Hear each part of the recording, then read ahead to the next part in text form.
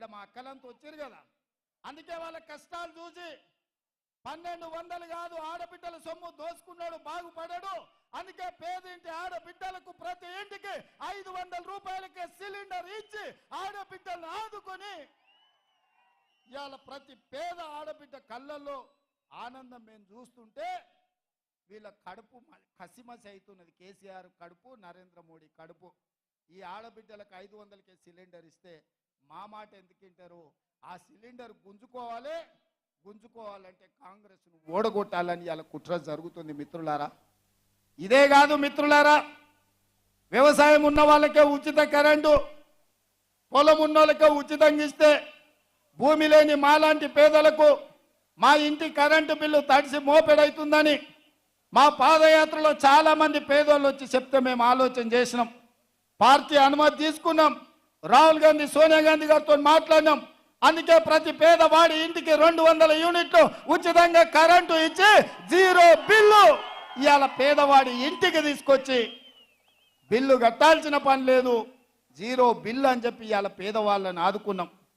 ఇవాళ పేదవాళ్ళ ఇంటికి కరెంటు వెలుగుతుంటే పేదవాడి కళ్ళల్లో ఆనందం చూసి ఓర్వలేని కేసీఆర్, నరేంద్ర మోడీ కుట్ర చేసి కాంగ్రెస్ను ఓడగొట్టాలి, కాంగ్రెస్ను ఓడగొడితే ఉచిత కరెంటు ఇంటికిచ్చేది రద్దవుతుందని పన్నాగం చేస్తారు. ఇదే కాదు, ఆనాడు డాక్టర్ వైఎస్ రాజశేఖర రెడ్డి గారు ముఖ్యమంత్రి ఉన్నప్పుడు తండాలలో, గూడాలలో, మారుమూల పల్లెల్లో ప్రతి పేదవాడు సొంత ఇంటి కళ నెరవేరాలని 25 లక్షల ఇందిరమ్మ ఇండ్లు ఇచ్చి పేదవాళ్లను సొంత ఇంటి వాడిని చేసిన చరిత్ర కాంగ్రెస్ పార్టీది. ఆనాడు మంత్రిగా దామోదర రాజనరసింహ గారు, కొండ సురేఖ గారు పేదవాళ్లకు లక్షలాది ఇండ్లు ఇప్పించిన చరిత్ర. కానీ కేసీఆర్ ఏమన్నాడయా? కాంగ్రెస్ వాళ్ళు ఇచ్చిన డబ్బా ఇండ్లు వద్దు, డబల్ బెడ్రూమ్ ఇండ్లు ముద్దన్నాడు. నేను అడుగుతున్న సోయిలేని సన్నాసిని దద్దమ్మను, ఈ మెదక్ జిల్లాలో ఎన్ని డబల్ బెడ్రూమ్ ఇండ్లు ఇచ్చినవని. అయితే గీతే మీ ఎర్రవల్లిలో కమిషన్లు ఇచ్చిన వాళ్ళకి ఇచ్చినావు. నిన్నగాక మన ఎర్రవల్లి ఫామ్ హౌస్ ముందల నీ ఈపులు పక్కున వలుగుతాయి బిడ్డ, మాకు ఇండ్లు ఇస్తామన్నావు, ఎందుకు ఇవ్వలేదని మొన్ననే చాలా మంది పోయి ఫామ్ హౌస్ ముందల గేటు ముందల కేసీఆర్ ఈపులు విమానం మొత్తం అవుతాయని అక్కడికే పోయారు.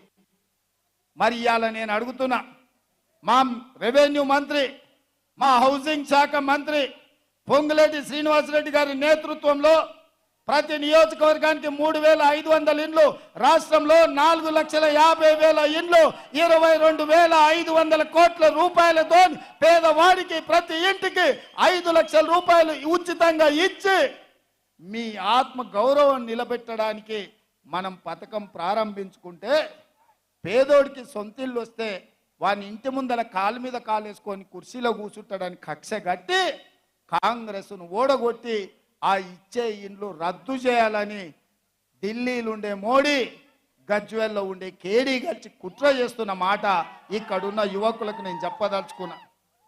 అందుకే మిత్రులారా, ఇక అవన్నీ చేసినాం. ఆర్టీసీ బస్సులో ఉచిత ప్రయాణం ఇచ్చినాం, రాజీవ్ ఆరోగ్యశ్రీ పథకాన్ని అమలు చేసినాం, గ్యాస్ సిలిండర్ 500కి ఇచ్చినాం, 200 యూనిట్లు ఉచిత కరెంట్ ఇచ్చినాం, ఇందిరమ్మ ఇండ్లు ఇచ్చినాం. నిన్నగాక మొన్న మామ అల్లుళ్ళు ఇద్దరు తయారైన రైతు రుణ మాఫీ ఎప్పుడు చేస్తామని నేను ఈ వేదిక మీద నుంచి తెలంగాణ రాష్ట్ర రైతాంగానికి మెదకు చర్చి సాక్షిగా, ఏడుపాయల దుర్గమ్మ సాక్షిగా నేను మాట ఇస్తున్నా. 15 ఆగస్టు లోపల ప్రతి రైతుకు 2 లక్షల రూపాయల లోపల రుణమాఫీ చేసే బాధ్యత మాది, మా ప్రభుత్వాన్ని. నాది మాట. నేను మాట ఇస్తున్న మిత్రులారా, తెలంగాణ రైతాంగానికి ఏడుపాయల దుర్గమ్మ సాక్షిగా నేను మాట ఇస్తున్నా.